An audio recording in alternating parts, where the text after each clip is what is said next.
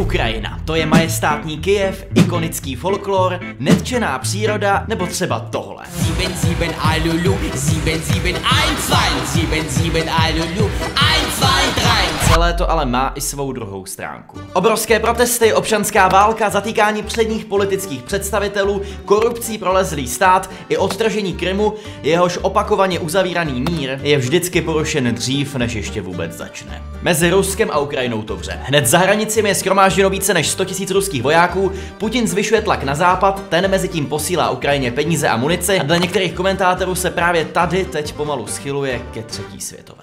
Co se tam vlastně děje, jak je to vážný, co k tomu vedlo a co nám vlastně hrozí, o tom všem si budeme povídat dneska v tomhle videu. Pokud ještě náhodou nemáte odběr na tomhle kanále, tak ho teď hned dejte, předem moc děkuju za veškerou vaši podporu a my jdeme na to. Celý tenhle konflikt je v podstatě taková matrioška. Hlavní příčina totiž není úplně na první pohled vidět, ale celý to má několik menších dílčích vrstev. A abychom je lépe pochopili, musíme se nejprve vrátit zpátky do minulosti. Ukrajina jako taková to nikdy neměla jednoduché. O její území se dlouhé roky přetahovalo Polsko s Ruskem a první nějaké samostatnosti se dočkali až po první světové válce, načež se z ní stala jedna ze svazových republik Sovětského svazu. Konkrétně třeba poloostrov Krym, který je pro pozdější vývoj poměrně hodně důležitý, původně vůbec ukrajinský nebyl.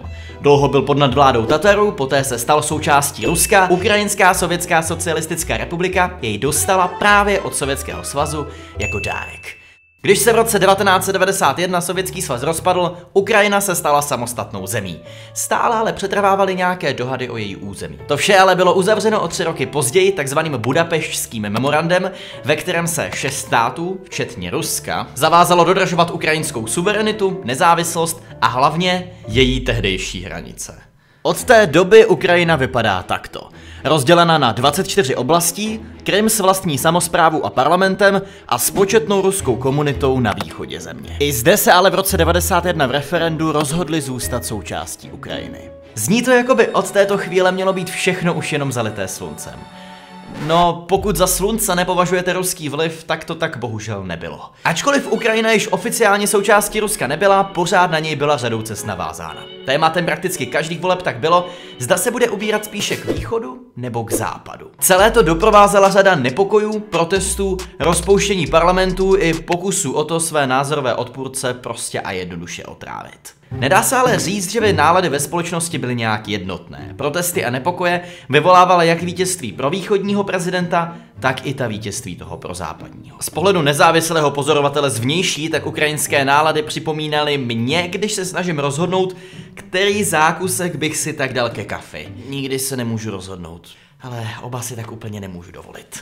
V roce 2010 byl do čela země zvolen prezident Viktor Janukovyč, který všechny překvapil tím, že jeho první zahraniční cesta vedla do Bruselu. Veřejně odmítl jakékoliv hlubší propojování s Ruskem a začal zemi pomalu ale jistě připravovat na vstup do Evropské unie. Začátkem druhého desetiletí to tak vypadalo, že Ukrajina nakonec vykračuje západním směrem a chystá se udělat to stejné, co by si přál prakticky každý puberťák po dosažení plnoletosti. Osamostatnit se. Taky už tak nějak bylo na čase, vzhledem k tomu, že novodobí Ukrajině v té době táhlo na 20. Když to vidělo Rusko, jejich reakce byla něco jako ale prosím tě, kam bys chodil? A položilo před Janukovyče ultimátum s těmito 2 možnostmi. Buď to v přípravách vstupu do Evropské unie pokračovat, ale ztratit tím veškeré obchodní vztahy s Ruskem a podporu oligarchů, kteří mají na Ukrajině stále velké slovo, nebo z veškerých jednání vysouvat a tím si obchodní vztahy v docela nemalé výši zachovat i nadále. Na jedné straně vyvíjel tlak Putin, na druhé straně tady byla Evropská unie a celé to vypadalo asi nějak takto. Ke mně čelem, k Rusku zády! K Rusku čelem, k EU zády! Janukovyč si nakonec zvolil možnost B a tím na veškerá jednání s Evropskou unií vytasil tu nejlegendárnější UNO kartičku vůbec. Jednání zastavil, tím ale v ulicích rozpoutal doslova peklo. Účastníci demonstrace za evropskou Ukrajinu napadli sídlo vlády. Začala série protestů známá jako Euromajdan. 10 000 lidí s ukrajinskou opozicí v čele protestovali proti návratu zpátky ruským směrem a požadovali Janukovyčovu okamžitou rezignaci. Ten se zpočátku zuby nehty držel, protesty nechával masově rozhánět, nakonec ale tlaku veřejnosti podlehl. V únoru roku 2014 byl Janukovyč odvolán a nejkratší možnou cestou utekl do Ruska, kde mu byl poskytnut azyl a potřebná ochrana. Z pohledu prozápadních aktivistů se tak může zdát, že Euromajdan měl vlastně dobrý konec. Tyhle akce ale na východu země vyvolaly poměrně bouřlivé reakce.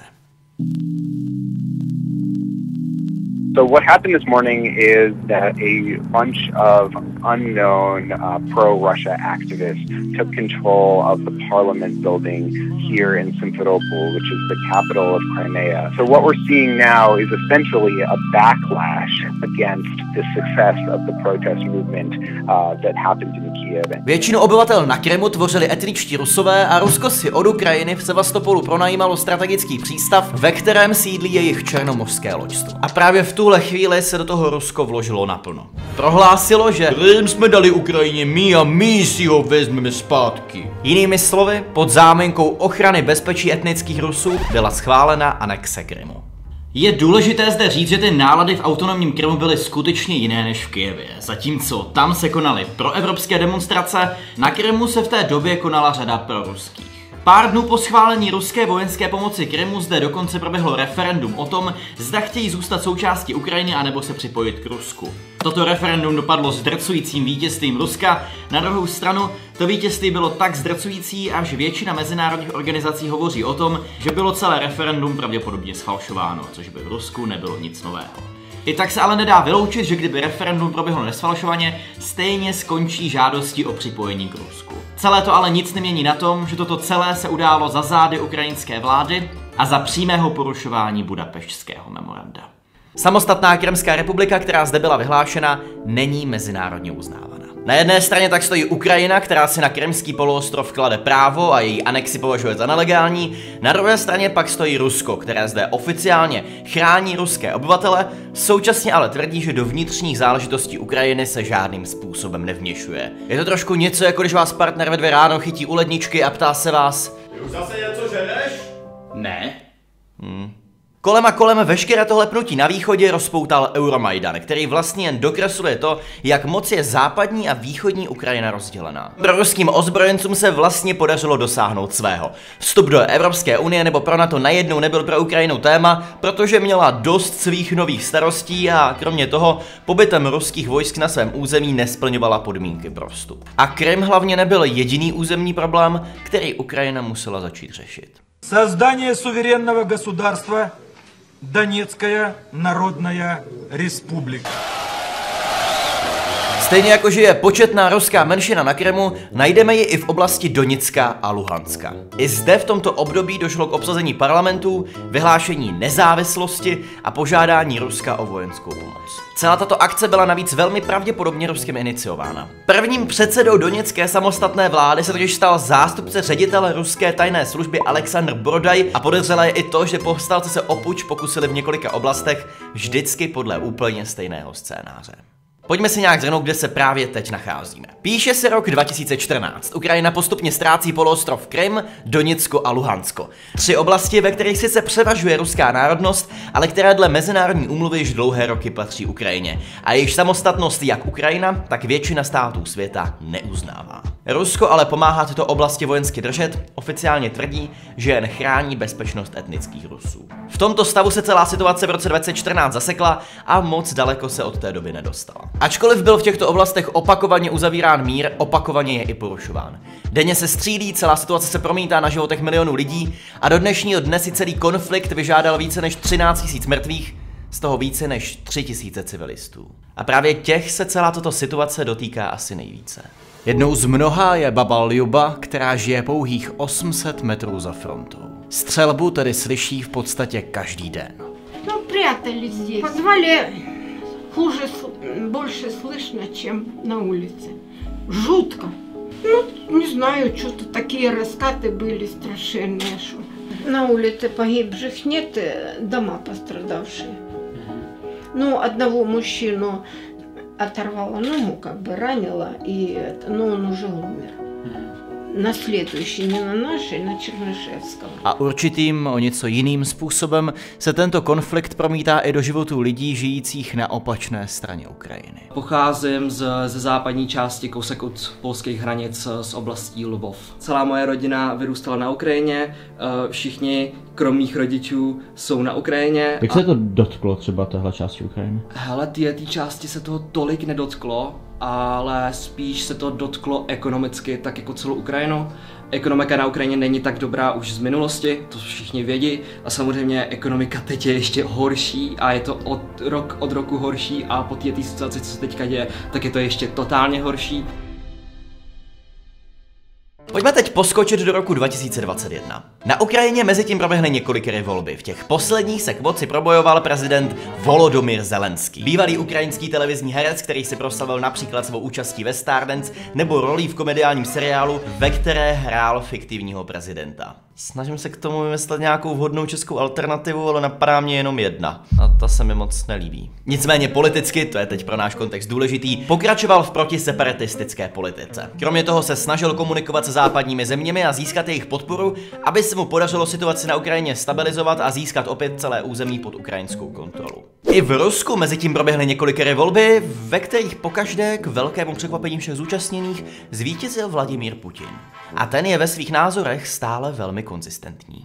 Rusku čelem k EU zády. Pro západní směřování vůdčích představitelů Ukrajiny nenechává Vladimíra Putina úplně chladným. V případě, že by Ukrajina vstoupila do Evropské unie nebo do NATO, nejenže by ztratil poměrně zásadní vliv v této oblasti, současně by se ale američtí vojáci dostali prakticky až přímo k ruským hranicím. Mnohem více Putinovi vyhovuje situace, kdy Ukrajina a Bělorusko fungují vlastně jako takový přirozený loajální tmel mezi východem a západem. Putin musel začít jednat. V březnu roku 2021 se na internetu objevily první záběry, jak se na ruských hranicích s Ukrajinou začínají shromažďovat ruské tanky. Do konce roku už bylo u hranic na 100 000 ruských vojáků, stále se tvářících, že se vlastně nic neděje. Napětí ale sílí každým dnem. Prezident Zelenský prohlašuje, se na Ukrajině plánuje převrat, ke kterému ale následně nedochází. Spojené státy spolu s Británií stahují své diplomaty z Ukrajiny pryč a současně s tím Amerika prohlašuje, že dle jejich tajných služeb má Rusko připravovat fake video genocidy,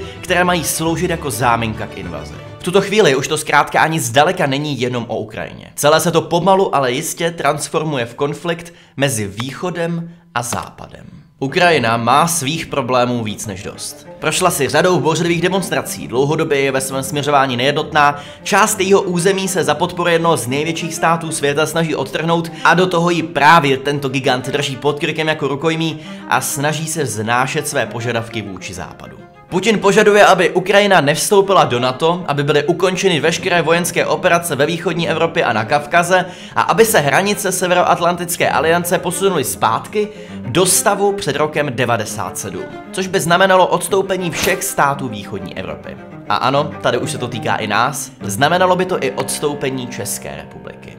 Putin se zkrátka snaží využít situace a tlačit na západ, aby upevnil nejen svoji pozici ve východní Evropě, ale vlastně i ve svém vlastním státě. Třeba po anexi Krymu šly totiž jeho vlastní preference prudce nahoru. Rusové totiž rádi slyší příběh, že Vladimír Putin chrání všechny Rusy, ať žijí kdekoliv na světě. Západní státy s Amerikou v čele ale nechtějí jen tak ustoupit a snaží se situaci řešit diplomatickou cestou. Současně ale začínají mobilizovat i své vlastní vojenské síly napříč Evropou. Biden prohlašuje, že Ukrajina má americkou plnou finanční i muniční podporu a alespoň municí podporuje ukrajinskou vládu i řada dalších evropských států, například i Česká republika. Ukrajinsko-ruská krize je zkrátka tématem číslo 1 napříč celým světem, nikdo totiž neví, jaké jsou skutečné plány Vladimíra Putina v následujících dnech. Je možné, že je to ze strany Ruska jenom blamáž. Putin nestojí o rozšiřování NATO a už vůbec nechce mít americký vojáky hned za hubny.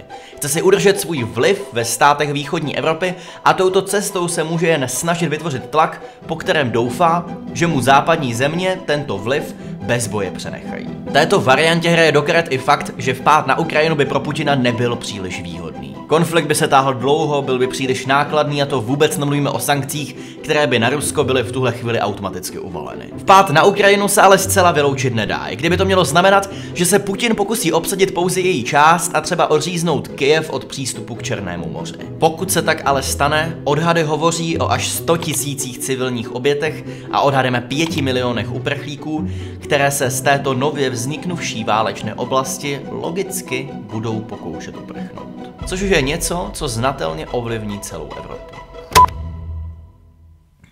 Jak už jsem v tomhle videu říkal, situace se vyvíjí doslova každým dnem, i během střihu tohohle videa. Před chvílí přišla do Česka zpráva, že v ruských státních médiích se objevily informace o tom, že na Donbase bylo nalezeno přes 130 civilních masových hrobů, které mají být údajným důkazem ruské agrese na nevinných utlačovaných ruských obyvatelích.